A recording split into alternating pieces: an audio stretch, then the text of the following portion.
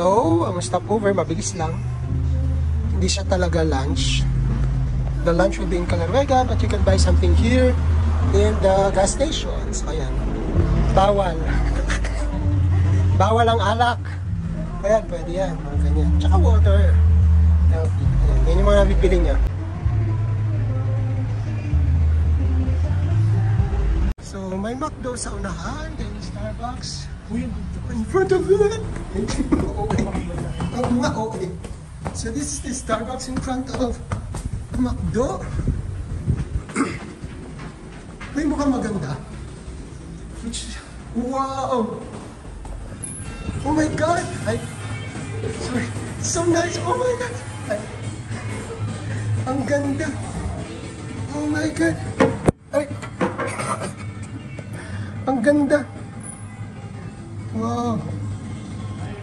This is the nicest! Oh my God! Ang ganda! So that is the volcano, the Taal Lake. The volcano. This is the famous Taal volcano, but it's actually, this one is the bigger one. Oh my God! And it's still spewing gas, no? Sulfuric gas.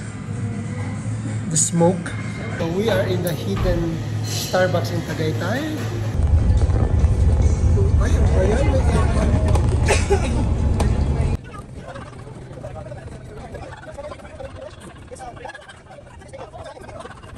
So we just arrived here in Calaruega. Oops, amazing. Beautiful. No, parang maliligaw ako dito sa up and down. So there are mazes. Sa entrance pa lang. Tao po. And these are the retreat houses. For the students. Oh, it's a very old retreat house. Ay, ang ganda. I think it's a nice place. I've been there 3 times na siguro, but still exciting.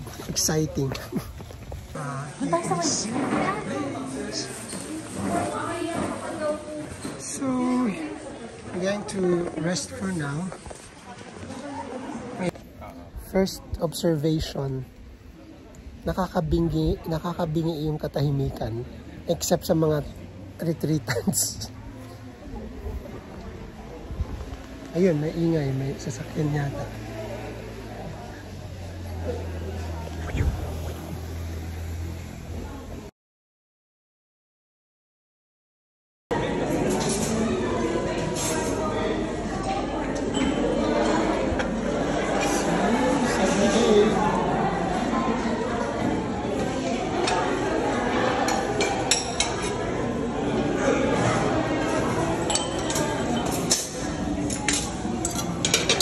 So, we have coffee. Coffee as well. Wala.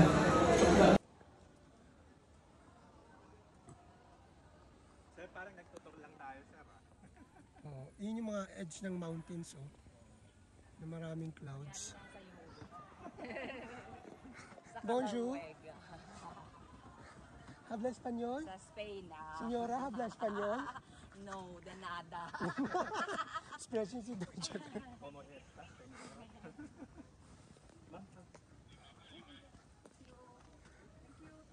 So, ang dami nagmumuni-muni. Yan sila. We're going to ask one of the retreatants. We're going to ask someone yung nagmumuni-muni. Manggugulo na. Manggugulo ako ng mga nagmumuni-muni dito. Kumusta ang buhay? Okay. As you can see over there. Okay? Kung nakikita ninyo. Ano? Okay, you see all of this? You own it? No. Someday, none of this will be ours. Why? Yeah. Bakit? Sinabi ko bang ikaw may-ari?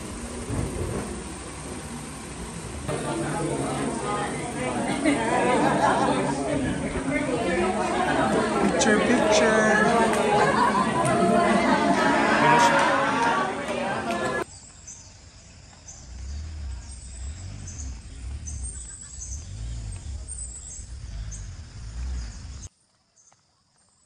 Hala! Ba't kayo dyan dumaan? Bawal dyan. So there are... Medyo slippery lang to dito. Slippery path to the bridge. And there are some... May koi ba dito? Like a maze. Oh, there's a koi pond here. Oh, big kois. Amazing. Ang laki ng koi. Ang laki ng koi. Ayan siya.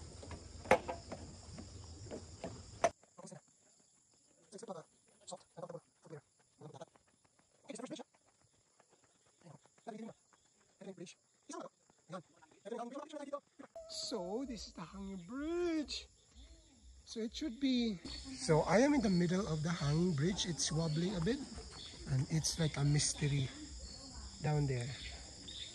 Hala, nakakatakot. Ako na lang mag-isa. Oh my God.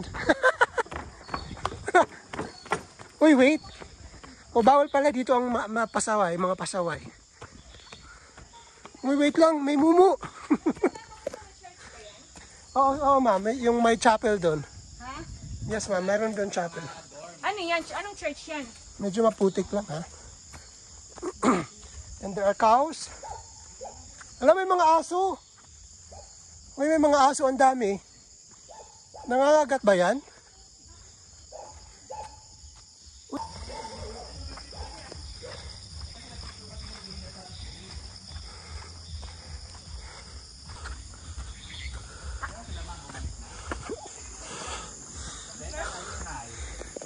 So, iwan ko saan na ba ako nakarating? Mali ata dinaanan ko.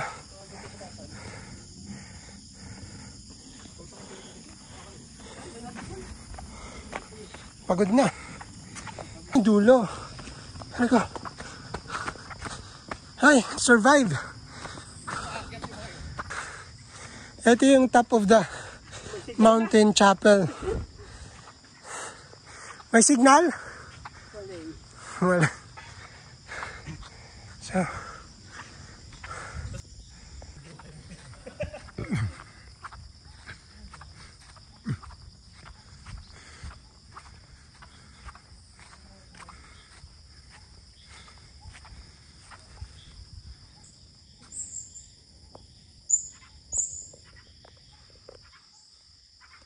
can hear the bear birds.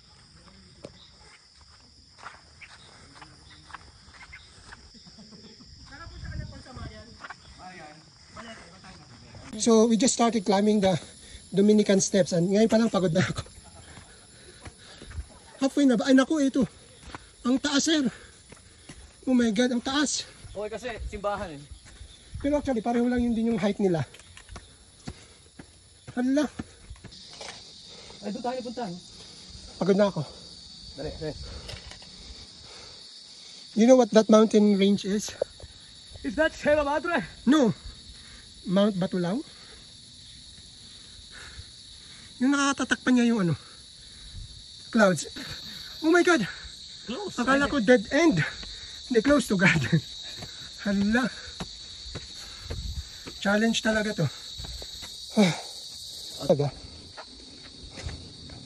Pagod na ako. Pero, I've almost achieved my daily walk and exercise. Oh, trap tayo.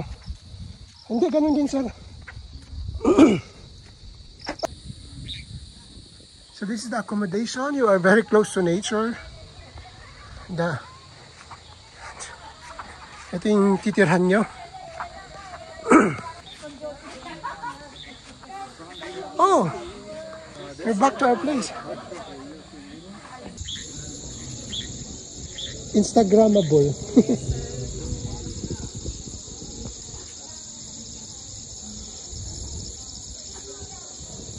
Ay, ang ganda ng ano, lighting. Magmumunim sir the residents of Calanuega. Yes, the So they want to be regular residents.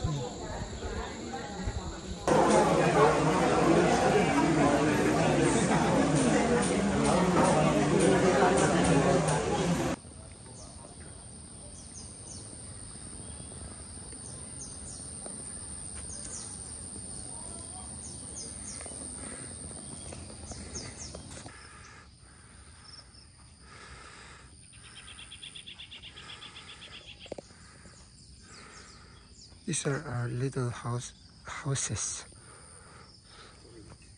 Hi sir, good morning. Sige po.